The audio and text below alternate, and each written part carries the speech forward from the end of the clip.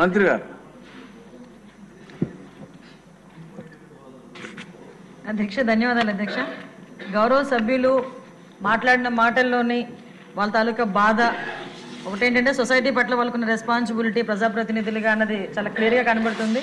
యాక్చువల్గా మనం అధికారంలోకి రాకముందే ఈ విషయం చెప్పాలి అధ్యక్ష. ఒక 2 minutes నాకు ఒక టైం ఇవ్వండి, ఎందుకంటే చాలా crucial issue and important issue అధ్యక్ష ఇది. ఎందుకంటే లాస్ట్ టైం మన గౌరవ మంత్రివర్యులు లోకేష్ బాబు గారు యోగాలం చేసేటప్పుడు నేను చంద్రగిరి కాన్స్టిట్యున్సీకి వెళ్ళాను అధ్యక్ష. చంద్రగిరి కాన్స్టిట్యున్సీకి వెళ్ళేటప్పుడు సార్ దగ్గరకు వచ్చి ఒక తల్లి ఒక బిడ్డను తీసుకొచ్చి ఆ బిడ్డకి కూడా స్కార్ఫ్ కట్టుకుని వచ్చింది అధ్యక్ష. తల్లి బిడ్డ ఇద్దరు స్కార్ఫ్ కట్టుకొని వచ్చారు.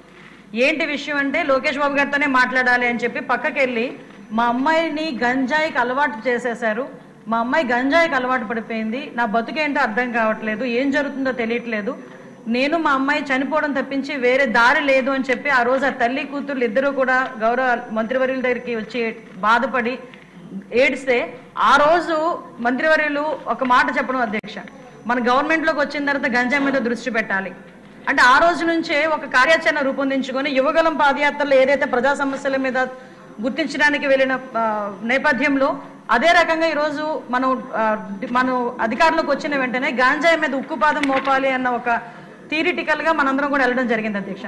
దీనిలో భాగంగానే చూస్తే నిజంగా సభ్యులు అన్నట్టుగా ఈరోజు గాంజాయి అనేది ఎలా అయిపోయిందంటే ఎక్కడో ఏజెన్సీ ఏరియాలో పండే గాంజా కాస్త ఈరోజు స్కూల్ బ్యాగ్స్ లోకి వచ్చే పరిస్థితి వచ్చింది అధ్యక్ష. స్కూల్లో పిల్లలు కూడా గాంజాయి తీసుకునే పరిస్థితులకు వచ్చేసారు. అంటే లాస్ట్ 5 సంవత్సరాలు ఇందాక సభ్యులు మన వాసు గారు మాట్లాడినప్పుడు కనీసం గాంజాయి మీద కానీ గాంజా బ్యాచ్ గురించి కానీ బ్లేడ్ బ్యాచ్ గురించి కానీ దౌర్భాగ్యం ఏంటంటే ఒక సీఎం స్థాయిలో ఉన్న వ్యక్తి ఏ రోజు కూడా ఒక రివ్యూ తీసుకోకపోవడం, ఒక ఇన్ఫర్మేషన్ కనీసం తెప్పించుకోకపోవడం అధ్యక్ష. దీని పర్యవసానం ఏదంటే 5 సంవత్సరాలు దీన్ని క్యారీ ఫార్వర్డ్ చేసుకొని ఈ రోజు ఇంతవరకు రావడం జరిగింది అధ్యక్ష. దీని నేపథ్యంలో ఈ రోజు ఈ గంజాయిని ఇమీడియట్ గా మనం అరికట్టాలి అనుకునేటప్పుడు చాలా ఎక్సర్సైజ్ చేసుకోవాల్సి వస్తుంది అధ్యక్ష. సిస్టమ్ ని కూడా మనం మళ్ళా రిపేర్ చేసుకోవాల్సిన పరిస్థితి ఏర్పడింది అధ్యక్ష. ఇంతకు ముందు గాంజాయికి సంబంధించి పైనుంచి ఏజెన్సీ నుంచి కిందకు వచ్చే సిచ్యువేషన్ లో ఎన్ని చెక్ పోస్టులు ఉన్నాయని నేను వైజాగ్ సిపి గారిని ఒకసారి నేను హోమ్ మినిస్టర్ అయిన వెంటనే మాట్లాడితే కేవలం 2 సీసీ కెమెరాలు ఉన్నాయి, చెక్ పోస్టులు ఉన్నాయి, దాని దగ్గర 2 సీసీ కెమెరాలు ఉన్నాయని చెప్పారు అధ్యక్ష. అంటే చెక్ పోస్టులు కూడా పెట్టుకోలేని పరిస్థితులు అయిపోయింది. ఈ రోజు మళ్ళా తిరిగి గాంజా నిర్మూలనకి పర్టికులర్ గా ఎక్కడెక్కడైతే ఏ ఏరియాస్ నుంచి అయితే మనకి ట్రాన్స్పోర్ట్ జరుగుతుందో ఆ ట్రాన్స్పోర్ట్ అన్ని ఏరియాలలోని కూడా చెక్ పోస్టులు ఏర్పాటు చేసుకున్నాం. చెక్ పోస్టుల దగ్గర సీసీ కెమెరాస్ ఏర్పాటు చేసుకున్నాం అధ్యక్ష. ఏ గాంజా తీసుకునే వ్యక్తి కూడా ఎక్కడ కూడా తప్పించుకోకూడదనే ఉద్దేశంతోనే సర్వేలెన్స్ కింద సీసీ కెమెరాలు ఆల్రెడీ ఫిక్స్ చేస్తున్నాం అధ్యక్ష. దీని నేపథ్యంలోనే మనం అర్థం చేసుకుంటే అధ్యక్ష ఈ 5 నెలల కాలంలో మనం వచ్చిన ఎన్డీఏ గవర్నమెంట్ వచ్చిన 5 నెలల కాలంలోనే సుమారుగా 25,000 కేజీల గాంజాని ఈ రోజు పట్టుకొని గవర్నమెంట్ స్వాధీనం చేసుకునే పరిస్థితి, పోలీస్ డిపార్ట్మెంట్ వాళ్ళు పట్టుకుని స్వాధీనం చేసుకునే పరిస్థితి కనిపించింది అధ్యక్ష. దగ్గర 916 మందిని కూడా ఈ రోజు మనం జూన్ నుంచి అక్టోబర్ వరకు చూసుకుంటే 916 మంది మీద ఆల్రెడీ కేసులు నమోదైన వాళ్ళందరూ కూడా వెళ్ళారు అధ్యక్ష. ఇందాక గౌరవ సభ్యులు కూడా జైలుకి సంబంధించిన విషయం కూడా చెప్తున్నారు అధ్యక్ష. ఇంతకు ముందు ఏం జరిగిందన్న దాని గురించి ఈ రోజు నేను చెప్పక్కర్లేదు, మీరు చెప్పక్కర్లేదు, ప్రపంచం అంతా కూడా తెలుసు. కానీ ఈ రోజు మేము వచ్చిన తర్వాత మన నిఘా యంత్రాలు ఎంత క్లియర్ గా పనిచేస్తున్నాయంటే ఎప్పుడు నుంచి జరుగుతుందో అర్థం కాదు. రాజమండ్రిలోని ఒక ఫార్మసిస్ట్ ఒక జైల్లో ఉన్న వ్యక్తికి గాంజా తీసుకెళ్లే పరిస్థితి నిన్న మొన్న కనిపిస్తే ఇమీడియట్ గా దాన్ని మా నిఘా యంత్రాలన్నీ కూడా పట్టుకొని అతన్ని కూడా అరెస్ట్ చేసి జైలుకు పంపించిన పరిస్థితి. మీరు అన్నట్టుగానే ఎక్కువ ఏజెన్సీ ఏరియాలోని చిన్న పిల్లలు దీనికి ఎడిక్ట్ అయిపోయే పరిస్థితి కనిపిస్తుంది అధ్యక్ష. ఎడిక్ట్ అవ్వడమే కాదు అధ్యక్ష, వాళ్ళకున్న ఫైనాన్షియల్ ప్రాబ్లమ్స్ ని బేస్ చేసుకుని వాళ్ళని పావుల కింద వాడుకునే పరిస్థితి ఉంది.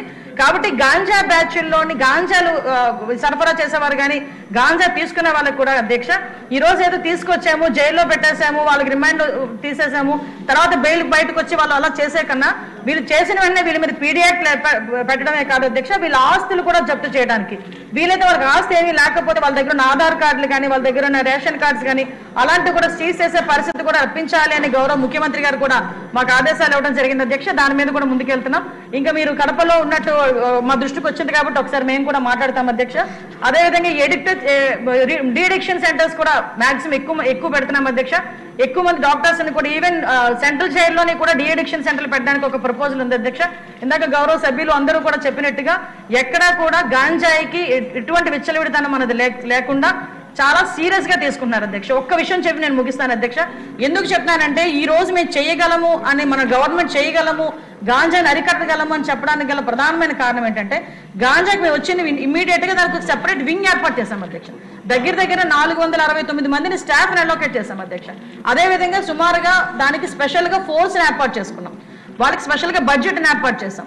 ఎక్కడా కూడా మిగతా డిపార్ట్మెంట్ వాళ్ళతో కాకుండా వాళ్ళు సెపరేట్ గా వాళ్ళకు ఒక అధికారాలు ఇచ్చి సర్వాధికారాలు ఇచ్చి ఈరోజు గాంజాని అరికట్టే పరిస్థితిలో మనం తీసుకొచ్చాం. 5 సంవత్సరాలు ముఖ్యమంత్రిగా ఉన్న వ్యక్తి ఆ పులివెందుల ఎమ్మెల్యే ఈ రోజు అప్పటి వరకు ఎక్కడ కూడా ఒక రివ్యూ చేయకపోతే నాకు తెలిసి 5 నెలల కాలంలో దగ్గర 7 సార్లు గంజాయి విషయంలో రివ్యూ చేసిన ఘనత కూడా గౌరవ ముఖ్యమంత్రి గారికి మన దక్కింది అధ్యక్ష. కాబట్టి ఇంత కాన్ఫిడెంట్ గా మనం చెప్పగలుగుతున్నాం అధ్యక్ష. గాంజాని కానీ బ్లేడ్ బ్యాచ్ కానీ బ్లేడ్ బ్యాచ్ కూడా ఎక్కువగా రాజమండ్రి విజయవాడలోనే ఎక్కువగా ఉంటుంది అధ్యక్ష. దాన్ని కూడా అరికట్టడానికి ఈ రోజు పోలీస్ డిపార్ట్మెంట్ అంతా సన్నద్ధమైనారు అధ్యక్ష. Thank you. సిన్సియర్ గా పోలీసులు కృషి చేస్తే వాళ్ళు పట్టుకోవడం పెద్ద కష్టం కాదమ్మా.